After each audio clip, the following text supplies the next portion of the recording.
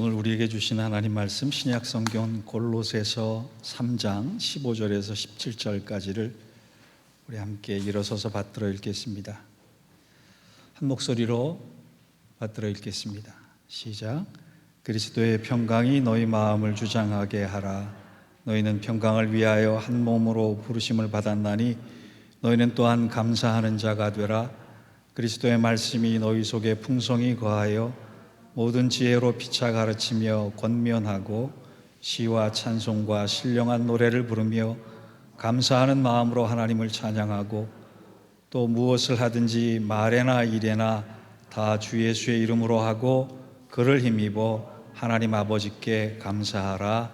아멘. 이는 하나님 말씀입니다.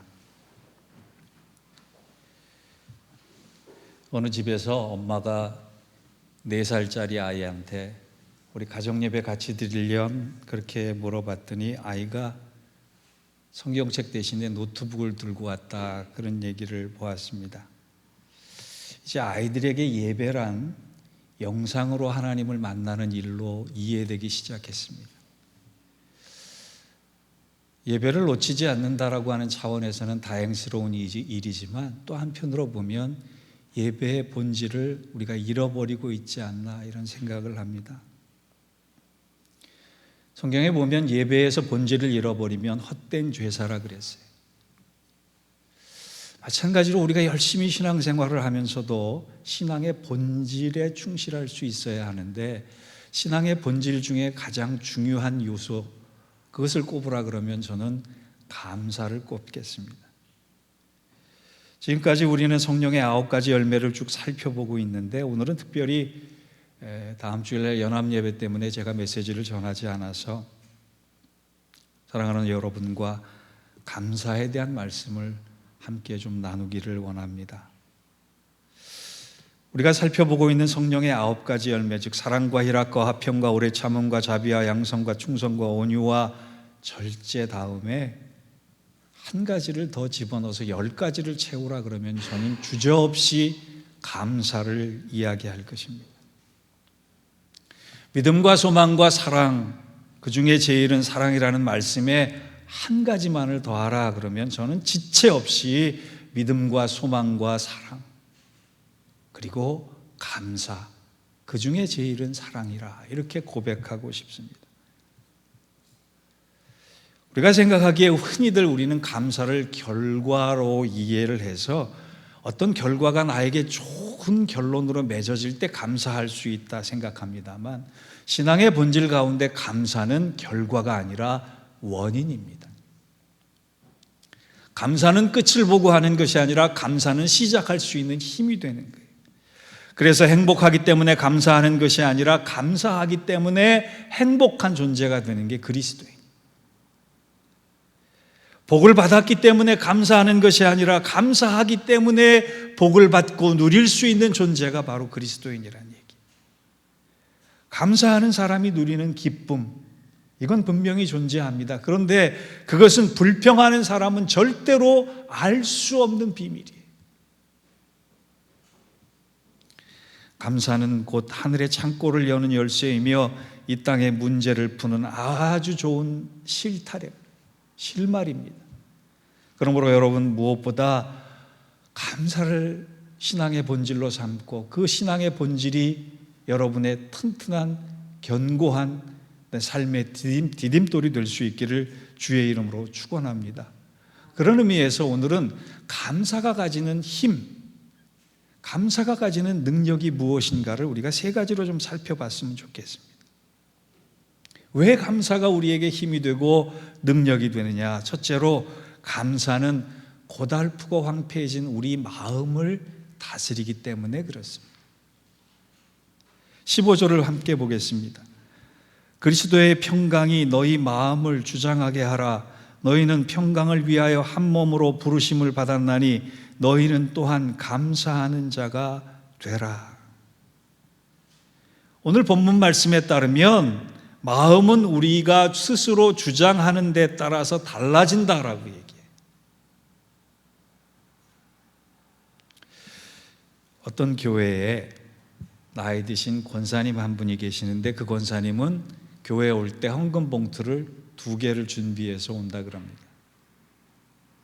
한 개의 봉투에는 헌금 액수를 좀 적게 넣고 또 한 개의 봉투에는 헌금 액수를 많게 넣어서 똑같이 준비해 오는 이유가 있다 그래요. 그날 목사님 설교가 좋으면, 은혜를 많이 받으면 돈이 많이 들어있는 봉투를 헌금함에 넣고, 그날 좀 은혜가 덜하다, 은혜를 받지 못했다 그러면 돈을 적게 넣은 헌금 봉투를 내더라는 것이. 우리 교회가 헌금을 적은지 많은지 그 기준으로 한번 살펴보면 어떨까 싶습니다. 여러분, 어떤 보기에 이분은 굉장히 합리적이고 경제적이고 이성적이라는 생각이 들어요. 받은 만큼 베푼다. 은혜를 많이 받았으니 많이 내고 은혜를 적게 받았으니 적게 낸다라고 하는 것은 우리가 살고 있는 보편적인 인간의 법칙 같아요. 그런데 이것을 신앙의 기준으로 보면, 신앙의 본질로 보면 맞지 않는 얘기입니다. 은혜라고 하는 것이 내 마음과 내 기준에 적용될 것이 아니라 하나님께서 베푸시는 것의 기준과 적용이 돼야 돼요. 내 마음을 내가 주장하게 되면 내 기준에 합할 때 은혜가 막 풍성해지는 것이고, 내 기준에 합하지 않으면 은혜가 작아지는 것, 그것은 신앙과 동떨어진 것입니다. 여러분, 내 마음의 주인을 나로 삼지 마시기 바랍니다. 그리스도인들은 누가 내 마음을 주장해야 되느냐? 바로 그리스도의 마음이 우리의 마음을 주장해야 돼. 예수의 마음이 우리 안에 들어오도록 해야 돼.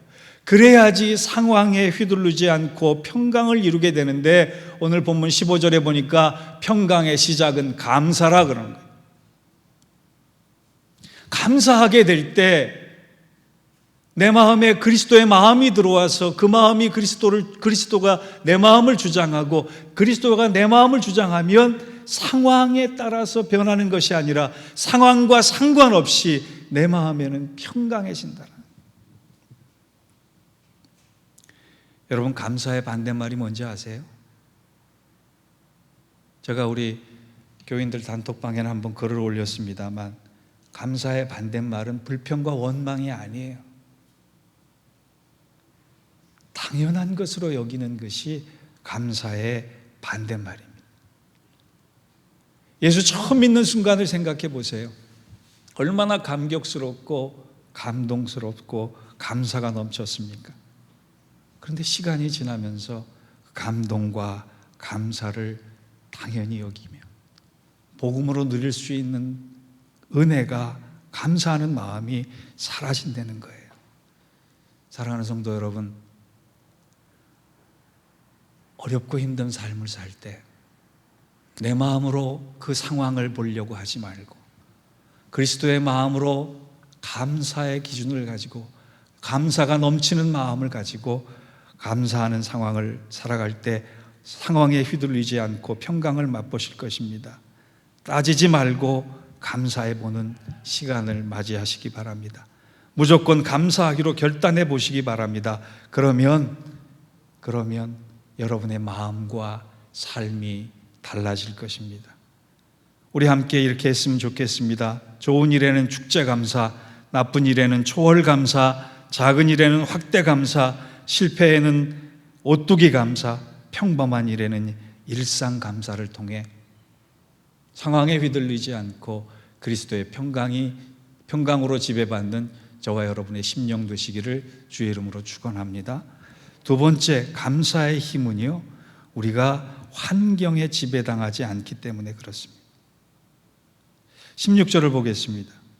그리스도의 말씀이 너희 속에 풍성히 거하여 모든 지혜로 피차 가르치며 권면하고 시와 찬송과 신령한 노래를 부르며 감사하는 마음으로 하나님을 찬양하고. 사도 바울은 우리가 알다시피 복음을 전하다가 로마에서 수감 생활을 합니다. 그 수감 생활을 하는 감옥에서 에베소서, 빌립보서, 골로새서, 빌레몬서 등의 4편의 편지를 씁니다. 그래서 우리는 이 편지를 가리켜 옥중서신이다 그렇게 얘기합니다. 오늘 우리가 읽은 본문의 골로새서도 바로 이 옥중서신의 내용이 들어있는 거예요. 본문의 내용을 잘 이해하기 위해서는 사도 바울이 지금 감옥 안에서 어둠컴컴한 칠흑 같은 어둠 속에서 적어 내려간 고백이다라고 이해를 하시면 훨씬 더 와닿을 것입니다. 그런데요, 그 칠흑 같은 어둠 속에서, 감옥 속에서 써내려간 편지의 그 일관된 그의 마음을 보면 그리스도로 채워진 평강과 감사가 충만했더라고요. 제가 대학 시절에요, 구치소에 불신 검문에 걸려서 한번 갇혀본 적이 있습니다. 한 3시간 갇혀 있는데 30일 같은 느낌이 들었어요. 잠시 갇혀 있는 시간도 내 마음의 평정을 유지할 수 없고, 감옥이라는 환경에 내 모든 존재가 규정이 되면서 불안과 염려의 노예가 되고 말았습니다. 스티븐 콥이라고 하는 사람이 있는데 그 사람이 얘기한 법칙이 있어요. 90대 10의 법칙이 인생에는 적용이 된다는. 그게 뭐냐? 10%는 내가 어쩔 수 없는 일들이 인생에 있다라고 하는 거예요. 내가 감당할 수 있는 나머지의 것들은 90%인데 그 90%는 내 마음과 내 생각의 태도에 따라서 결과가 달라진다, 그런 얘기를 했습니다. 90과 10의 비중을 어디에 두느냐에 따라서 내 인생이 달라진다는 거예요. 똑같은 환경을 가지고, 똑같은 조건을 가지고, 똑같은 모양새를 가지고 있어도 10%에 해당되는 것이 아니라 90%, 내가 결정할 수 있고, 내가 판단할 수 있고, 내가 감당할 수 있는 식으로 긍정적으로 반응하면 90%의 상황이 많이 달라진다라고 그는 얘기합니다. 그것이 바로 성경의 원리이기도 합니다. 우리는 문제가 직면했을 때 성경이 뭐라고 얘기하느냐? 데살로니가전서 5장 16절을 보면 항상 기뻐하라, 쉬지 말고 기도하라, 범사에 감사하라, 이는 그리스도 예수 안에서 너희를 향하신 하나님의 뜻이니라. 환경에 지배받는 것이 아니라 환경을 극복할 수 있고 환경을 뛰어넘을 수 있는 일들이 우리의 고백과 결단으로 가능하다라고 하는 거예요. 여러분, 제가 아까 옥중서신이라고 말씀드렸죠. 그는 감옥에서 평강과 감사의 이야기를 하는 동안 편지를 받는 사람도 똑같은 사람들이었어요. 빌립보 교인들이나 골로새 교인들이나 어렵기는 매 마찬가지고 고독과 고통 속에 놓여져 있는 건 똑같은 상황이었어요. 그런데도 사도 바울은 그들에게 싸우라, 대항하라, 말하지 말고 저항하라, 그렇게 얘기하지 않고 기뻐하라, 관용하라, 기도하라, 감사하라, 염려하지 마라, 그러면서 꼭 빼놓지 않고 옥중서신에 들어가고 있는 주제로 감사를 얘기합니다. 사도 바울이 바보가 아닙니다. 그런데도 불구하고 그가 그런 옥중의 상황과 옥중 같은 똑같은 현실을 살아가는 교인들에게 감사를 놓치지 말라라고 하는 이유는 감사가 환경을 뛰어넘게 하는 힘이 되기 때문에 그렇습니다. 여러분, 여러분들의 현실보다 하나님이 주도하시는 미래는 더욱더 복된 것임을 믿습니다. 그런 의미에서 우리 그리스도인들에게 감사는 성품의 문제가 아니고 상황의 문제가 아니고 환경의 문제가 아니고 믿음의 문제입니다. 믿음으로 드릴 수 있는 고백의 감사는 내가 환경을 초월할 수도 있고 환경을 넘어설 수도 있고 환경을 이겨낼 수도 있는 힘의 근원이 된다라고 하는 것입니다. 사랑하는 성도 여러분, 여러분의 현실에서만 감사를 찾지 말고 하나님이 만들어 가시는, 하나님이 섭리하시는, 하나님이 인도하시는 미래 속에 미리 감사를 통하여서 지금의 어려움들을 잘 감당하시고 이겨낼 때 여러분의 감사가 진짜 감사가 될 것임을 믿습니다. 마지막 세 번째로, 감사의 힘은요,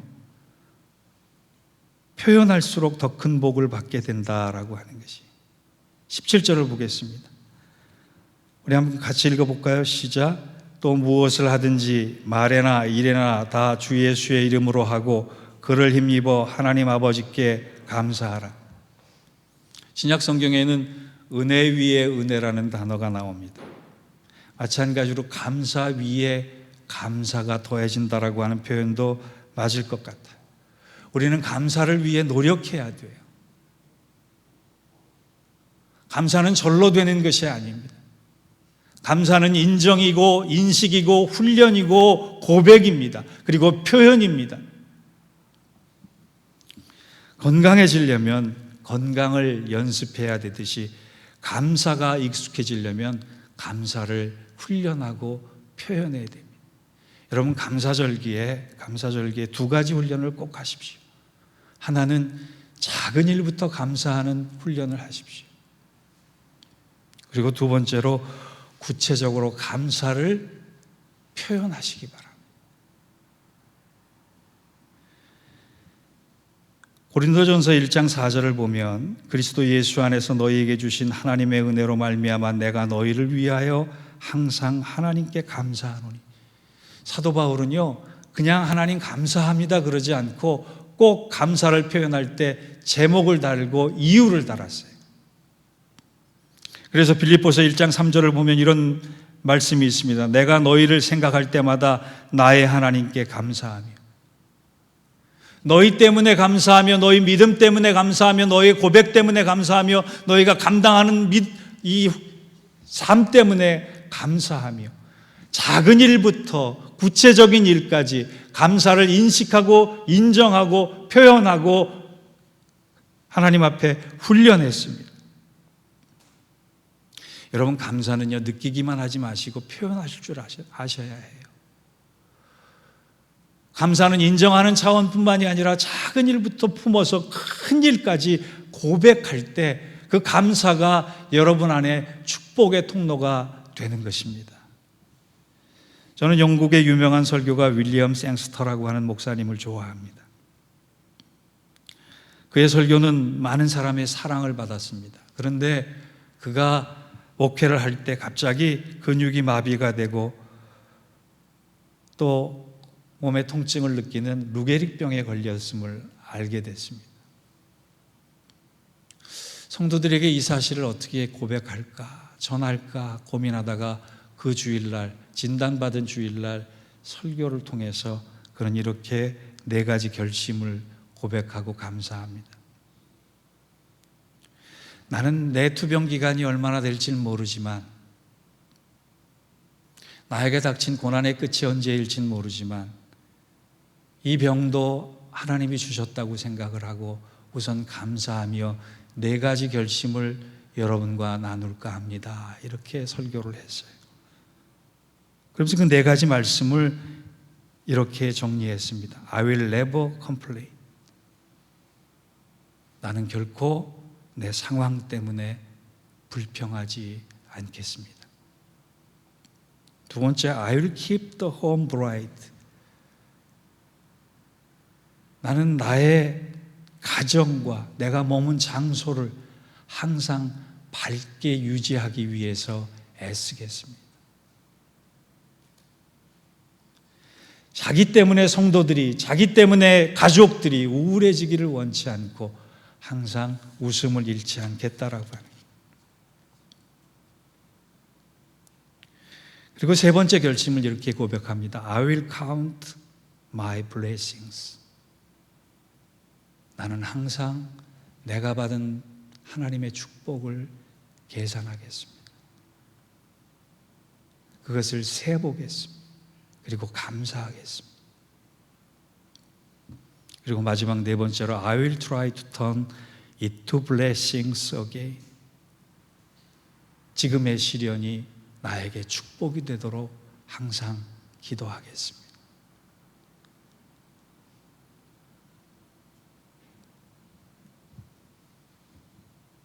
그런데 이 윌리엄 쌩스터 목사님이 투병 기간에 더 많은 사람들을 회심시키고 더 많은 사람들을 하나님 앞으로 돌아오게 했다는 사실을 아십니까? 여러분은 감사가 많습니까? 불평이 많습니까? 감사의 조건 중에 거하고 계십니까? 불평의 조건 중에 거하고 계십니까? 여러분은 환경이 만족스러워야지만 감사할 수 있겠습니까? 그럼에도 불구하고 감사할 수 있겠습니까? 사랑하는 성도 여러분, 감사는 믿음의 능력이 됩니다. 감사는 자기 자신을 지배하는 능력이 되고, 감사는 환경을 지배하는 능력이 되고, 감사는 더 큰 감사를 불러오는 축복의 통로가 됩니다.